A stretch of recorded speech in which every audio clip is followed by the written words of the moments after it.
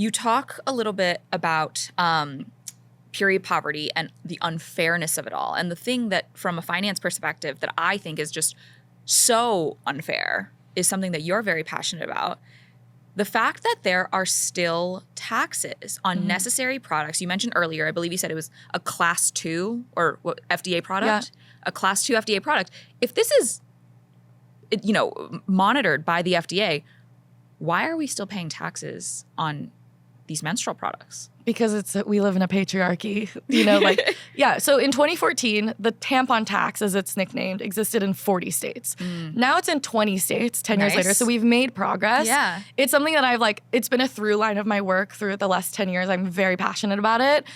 Because the tampon tax is not going to solve period poverty because it's affecting people who already buy period products, but it does make a difference, right? If it's in some places up to 10%, it's an added $1, $2 that you're paying in taxes. Every single time, right?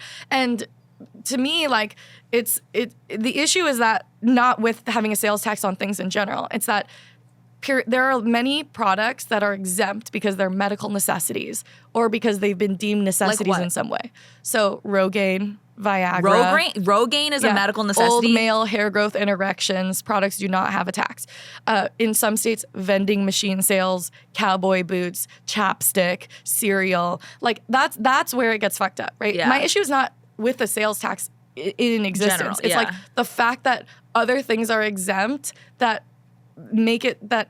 it makes no sense why tampons and pads are not exempt, right? I think these products are medical necessities and should have this exemption.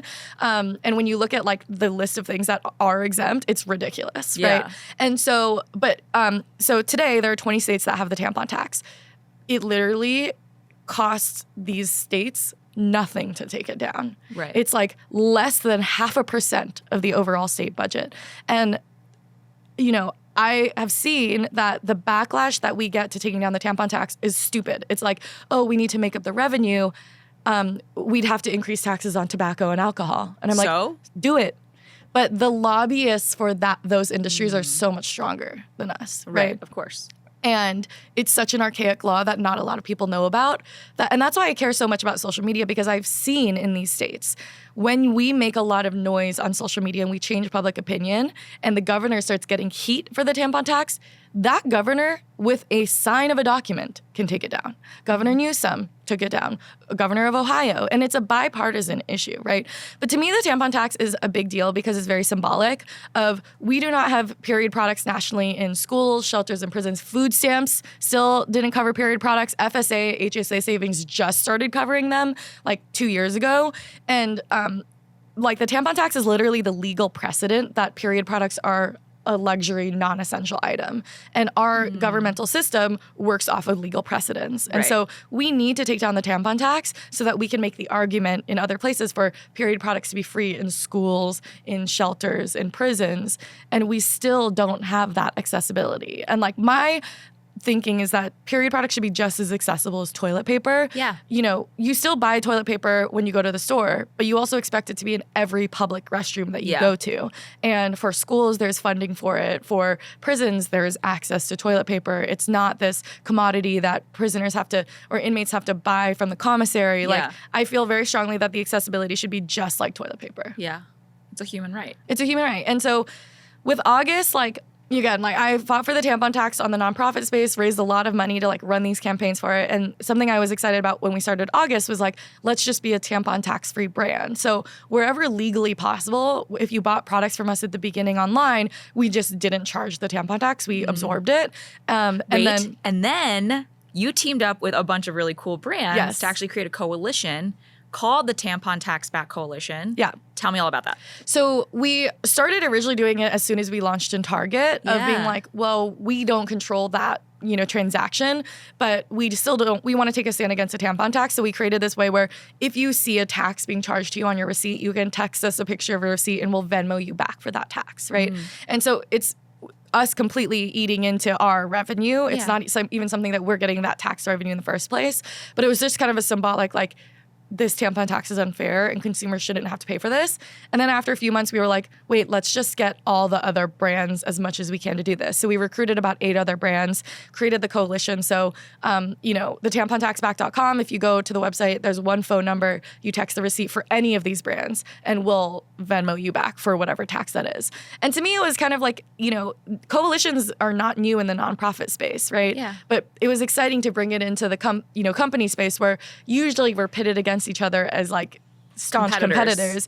But the thing is like a lot of these founders I've known since I was a teenager. Like I've known the founders of Diva Cup and Salt and Honey Pot like literally since I was a teenager because they were donating products to the nonprofit. They're still donating products to Period, right? And so for me, like it felt like a big full circle moment to be able to kind of hold hands with these other founders and be like, look, I know on paper I'm a competitor, but like we all believe, and I think this is like the magic of female founders. And when we talk about like reimagining capitalism, like there is a world of collaboration to say we can put purpose over profit, or like even purpose and understand that it can be in line with profit and like come together around an issue that we really care about. I love that so much. And you talk about the capitalism piece of it. How are you able to balance, like having a for-profit company where you have investors whose expectation is for you to make money and then saying we will eat into our own revenue because we believe that it is not right for people to be charged this tax? Like how do you juggle your ethics but also the need to make money? I think that it's not even like a consideration. Like if an investor thinks that's stupid, impact is not the goal or impact shouldn't be part of the goal, they just aren't the right investors for us, right? We did turn down a lot of money, when we were starting. Like I remember, and it was really hard, right? Because at that point— That's a luxury. Yeah, and it's a total luxury, but it was in a risk. Like I remember my co-founder and I being like so exhausted from fundraising, getting rejected every day, and then having an investor say, we'll invest money if you aren't trans inclusive, if you don't post period blood. And we got that a lot. Wait, people actually said out loud, like, they didn't want inclusivity. If you are trans inclusive and you say trans people get periods, you will not reach women. If you show period blood, people will think you're gross. Like, and there are still investors who like, I know shit talk me behind the scenes because we turned down their money. And to them, it's like, why would you ever turn down money? But we turned it down. And so I think one thing I'm proud of is we have a cap table of investors who are very values aligned, right? And those investors exist out there. A lot of them are women. A lot of them are women of color who are like, yes, this is something that we need. But I think it's also taking a bet on a lot of like this conscious consumer, who doesn't want to be, who wants to invest their capital. Like we live in a consumerist culture, but it feels good to buy from companies that you think are doing good, right? Like that feels exciting. And we aren't the first brand at all to do this whole, buy tampons, we donate tampons. Like we donate products for every Tom's purchase. shoes is the one example that I always think of. But like that isn't new, which is exciting, right? It's become more of the norm. And so I think part of it, the case that we can make is like people buy from August partially because of the impact commitments that we have. And so you don't have to think about it as mutually exclusive of impact versus profit. Like they can work and coexistence and support each other. The more money we make, the more impact we can make. The more impact we make, the more excited people are to support the company.